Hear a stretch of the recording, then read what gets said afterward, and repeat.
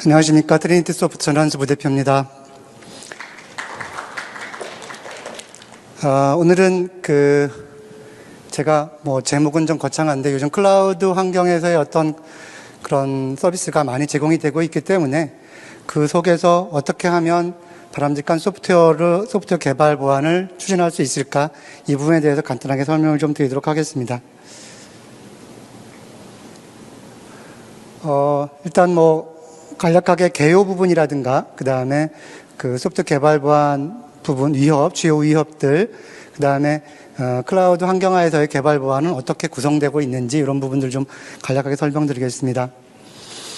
먼저 살짝 지금 집중도가 좀 떨어지는 시간일 것 같습니다. 앞에서 계속 세션이 이어지다 보니까 집중도가 좀 떨어지는 시간인 것 같아서 집중도를 높이기 위해서 최근 올해, 작년 말부터 올해 발생했던 사이버 공간에서의 보안 위협, 침해 사고 현황을 좀 한번 정리를 해봤습니다. 국내와 이제 국외로 나눠있는데, 가장 큰 이슈가 아마 올해 2월 24일에 이루어졌던 러시아의 우크라이나 침공과 관련된 전후와 관련된 어떤 사이버 전쟁이라고 생각이 들고요. 그 전에 이제 물론 작년 말쯤에 국내에서 이제 아파트 월패드가 해킹이 돼서 내부에 있는 어떤 카메라, 어떤 IoT, TV라든가, 그 다음에 그런 환경들을 통해서 가정 내에 영상들이 해커에 의해서 외부로 유출되고 그게 유튜브라든가 이런 데 인터넷상에 올라와가지고 문제가 됐던 사항들이 좀 있습니다. 이런 부분들에 대해서도 저희가 좀 계속해서 이루어지고 있는 사항들이 있고요. 그 다음에 사이버전을 토대로 해가지고 밑에 보면 아시겠지만 전 세계 해킹 그룹인 어노니모스가 러시아에 대해서 대선전포고를 했죠. 그러면서 이제 어노니모스가 러시아 정부를 해킹하고 러시아 방송국을 또 해킹하고, 그러다 보니까 또 러시아 해커들도 가만히 있지 않았죠. 그래서 어노니모스를 공격하고, 이런 식의 어떤 사이버 전쟁이 계속해서 이루어지고 있습니다. 그래서 이제 물론 이제 저희 나라도 보면 이제 통일부 문건을 위장해가지고 해킹 메일이 대량으로 발송된 상황도 있었고, 스피어 피싱이라는 표현을 쓰기도 하죠. 그래서 이런 부분들이 계속해서 사이버 공간에서는 해킹이 이루어지고 있다. 단지 그것이 이슈화되지 않고 언론화되지 않는다고 해가지고 아무 일이 없는 건 아니다, 이렇게 좀 토대가 되고 있기 때문에 그런 부분들을 좀 관심 있게 봐야 될 것 같고, 그래서 이제 저희 국가 사이버 위기 경보 상태도 관심에서 주의로 한 단계 업그레이드 되기도 했습니다.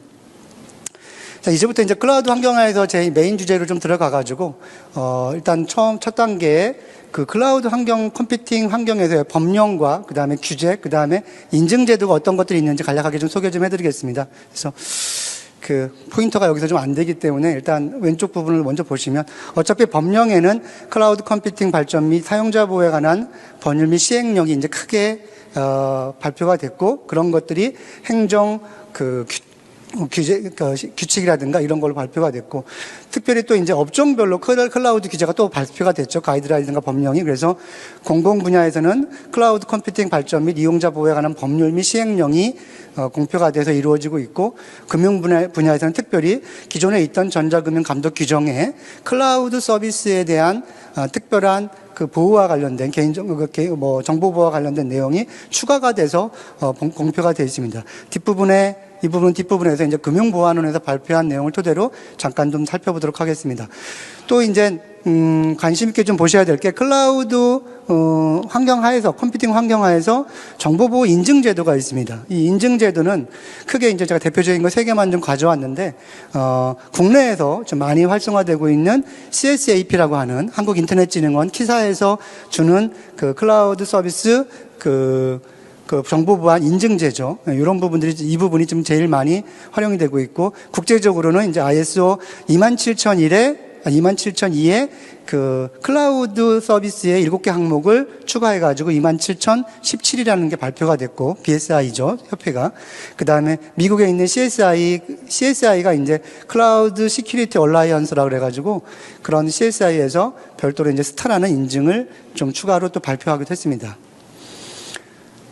이제 여기서 그러면 이제 클라우드 쪽에서 주로 이제 발생하고 있는 염두에 둬야 되는 위협이 어떤 것이 있는가를 좀 간략하게 또 설명을 하고 넘어가도록 하겠습니다. 그래서 기존 보안 위협, 기존 정보 보안 위협과 그다음에 특별히 또 클라우드 보안 위협이 어떤 것들이 있는지 언급이 된 부분들이 있고요.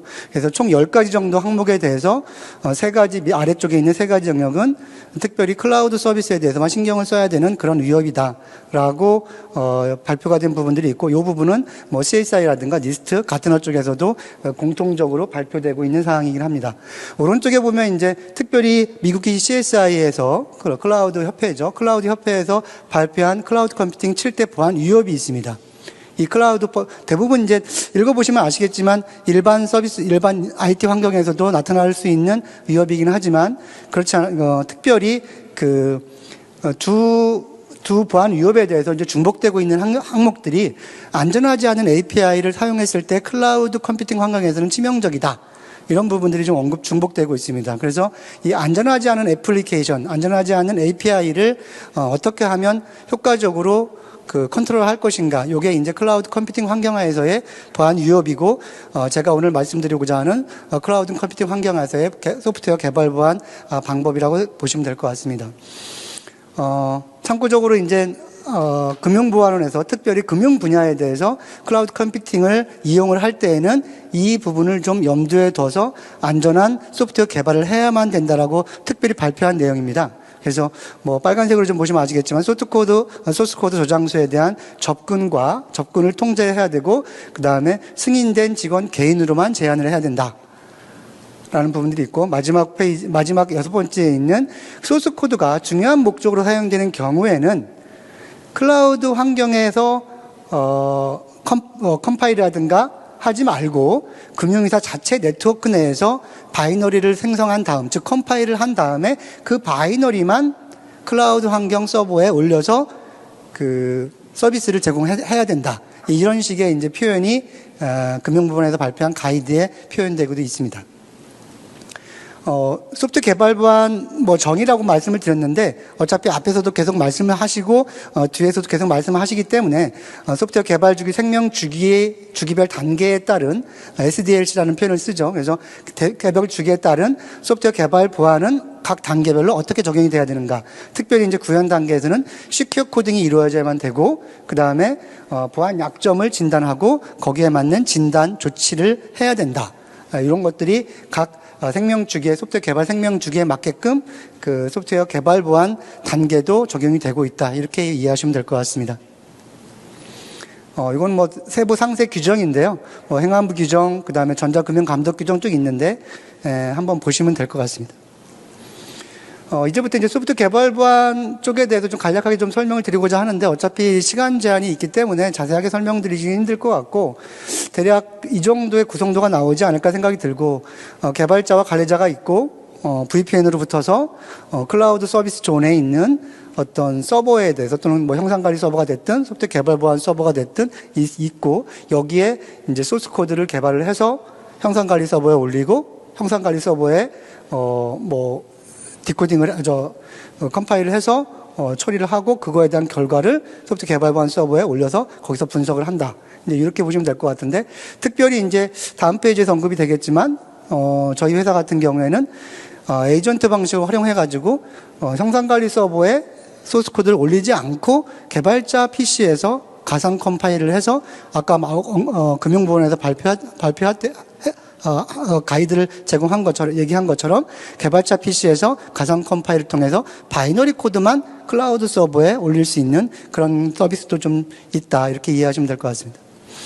그래서 개발 리스크는 앞에서 계속 말씀드리고 있습니다. 어차피 좀 전에도 말씀드렸듯이 오픈소스에 대한 취약점도 분명히 있을 수 있고, 그 다음에 코드 요즘 최근 들어서 이제 코드 재사용하는 부분들에 대한 리스크가 많이 좀 대두가 되고 있습니다. 이슈화되고 있습니다. 그래서 이 부분들은 어차피 코드 재사용이든 오픈소스 사용이든 이런 부분들은 기존 소스가 가지고 있는 취약점을 그대로 승계해가지고 개발이 되고 이루어지고 있기 때문에 기존 소스에 어떤 취약점이 없다는 거를 검증을 한 상태에서 재사용하고 오픈소스를 사용해야 된다는 그런 이슈가 있기 때문에 개발자분들은 이 부분들을 좀 주의 깊게 보셔야 될 것 같고, 이런 것들에 대한 오류를 좀 커버하기 위해서 보안 약점을 사전에 점검하고 조치를 하고, 그리고 안전하게 디플로이 해야 된다. 이런 부분들이 좀 단계별로 나와 있는 것 같습니다.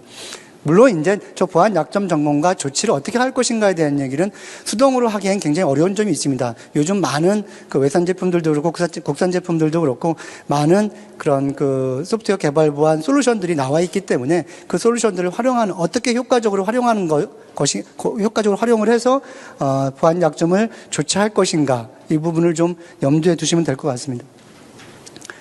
조치 프로세스인데 뭐 앞에서 계속해서 설명드린 대로 뭐 개발자가 보안 소스 코드를 개발하고 저장해 올린 다음에 그거에 대한 보안 약점을 툴을 이용해 가지고 돌리고 안전할 때만 디플로이 한다 이런 내용인 것 같습니다. 시간 관계상 Q&A라든가 이런 부분들은 진행이 좀 어려울 것 같고요.